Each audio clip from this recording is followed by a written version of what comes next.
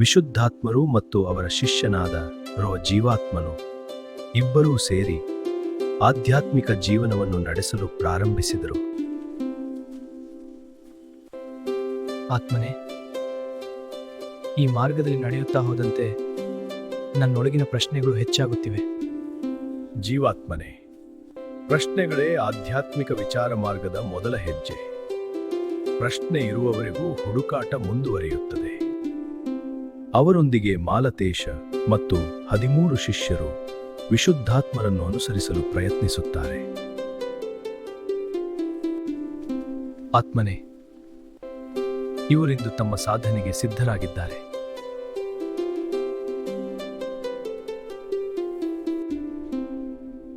ಪ್ರತಿಯೊಬ್ಬ ಜೀವಾತ್ಮನು ತನ್ನ ಅಂತರ್ಪಯಣವನ್ನು ತನ್ನೊಳಗೆ ಹುಡುಕಬೇಕು. ಶಿಷ್ಯರೆಲ್ಲರೂ ಕುಳಿತು ಗುರುವಿನ ಅನುಗ್ರಹವನ್ನು ಪಡೆದುಕೊಳ್ಳುತ್ತಾರೆ.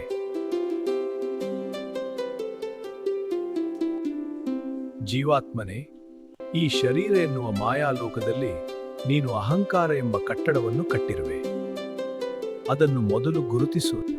ಅದರಲ್ಲಿರುವ ನಾನು ಮತ್ತು ನನ್ನದು ಎಂಬ ಅನಾತ್ಮ ವಸ್ತುಗಳನ್ನು ಸತ್ಸಂಗ ಎನ್ನುವ ಬೆಂಕಿ ಕಡ್ಡಿಯನ್ನು ಉಪಯೋಗಿಸಿ ವಿಚಾರ ಎಂಬ ಅಗ್ನಿಯಿಂದ ಎಲ್ಲವನ್ನು ಸುಟ್ಟು ಹಾಕು. ಆದರೂ ಕೂಡ ನಾನು ಎಂಬ ಭ್ರಮೆಯು ಚಿತ್ತದಲ್ಲಿ ಉಳಿದು ಮಾಯೆಯ ಶಕ್ತಿಯಿಂದ ಶರೀರದ ಅಹಂಕಾರವು ಹೋಗಲೇ ಇಲ್ಲ.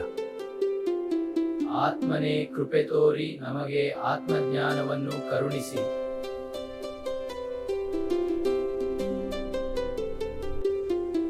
ಜೀವಾತ್ಮನೇ, ನೀನು ಆಧ್ಯಾತ್ಮಿಕ ಜೀವನ ಎಂಬ ಆ ಬೆಟ್ಟದ ತುದಿಯವರೆಗೆ ಹತ್ತಿದರೆ ಪರಿಪೂರ್ಣ ವೈರಾಗ್ಯವು ಉಂಟಾಗುವುದು.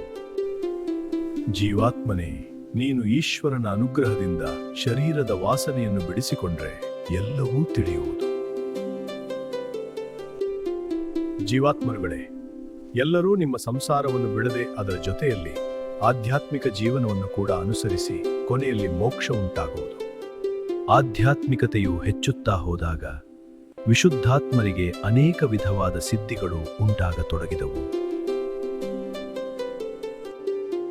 ಜೀವಾತ್ಮರುಗಳೇ, ಆಧ್ಯಾತ್ಮಿಕ ಪಥದಲ್ಲಿ ನಮಗೆ ಉಂಟಾದ ಸಿದ್ಧಿಗಳನ್ನೆಲ್ಲ ಅನಾತ್ಮ ವಸ್ತುಗಳನ್ನು ತ್ಯಜಿಸಿದಂತೆ ಕಶ್ಮಲಗಳೆಂದು ವಿಸರ್ಜಿಸಬೇಕು.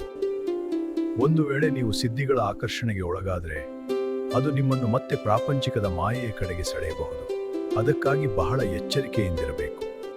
ವಿಶುದ್ಧಾತ್ಮರು ಬಹಳ ವೇಗವಾಗಿ ತ್ಯಾಗ ವೈರಾಗ್ಯಗಳನ್ನು ಅನುಸರಿಸಿ ಆಧ್ಯಾತ್ಮಿಕ ಪಥದಲ್ಲಿ ಮುಂದೆ ನಡೆಯುತ್ತಿದ್ದರು.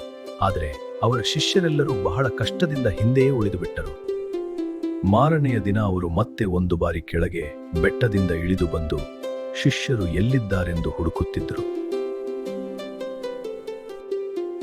ಆಗ ಕಲ್ಯಾಣ ಮಂಟಪದ ಹತ್ತಿರ ಹೆಂಗಸರೆಲ್ಲರೂ ಆಧ್ಯಾತ್ಮಿಕ ಪಥದಲ್ಲಿ ವೇಗವಾಗಿ ಬೆಳೆಯುವುದು ಹೇಗೆ ಎಂದು ಯೋಚಿಸುತ್ತಿದ್ದರು. ಗಂಡಸರೆಲ್ಲರೂ ಆತ್ಮವಿಚಾರವನ್ನು ಮರೆತು ಹಾಳಾದೆವಲ್ಲ ಎಂದು ಮರುಗುತ್ತಿದ್ದರು. ಅಲ್ಲಿದ್ದ ಮಕ್ಕಳು ಮಾಯಾಲೀಲೆ ಅಥವಾ ಅಜ್ಞಾನದಲ್ಲಿ ಆಕರ್ಷಣೆ ಎಂಬ ನಾಟಕವನ್ನು ಮಾಡುತ್ತಿದ್ದರು. ಏನೂ ಚಿಂತಿಸಬೇಕಾದ ಅವಶ್ಯಕತೆ ಇಲ್ಲ. ನಮ್ಮ ಆಚಾರ್ಯ ಶಂಕರರ ಮತ್ತು ಭಗವಾನ್ ಶ್ರೀ ರಮಣ ಮಹರ್ಷಿಗಳ ಅನುಗ್ರಹವನ್ನು ಪಡೆಯಬಹುದು.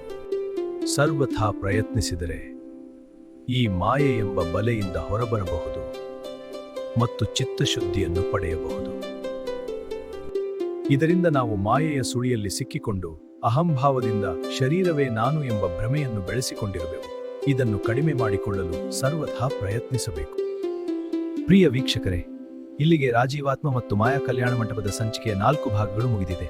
ನೀವು ಕೂಡ ನಮ್ಮೊಂದಿಗೆ ಆಧ್ಯಾತ್ಮಿಕ ಪಯಣದಲ್ಲಿ ಮುಂದುವರಿಯಬಹುದು.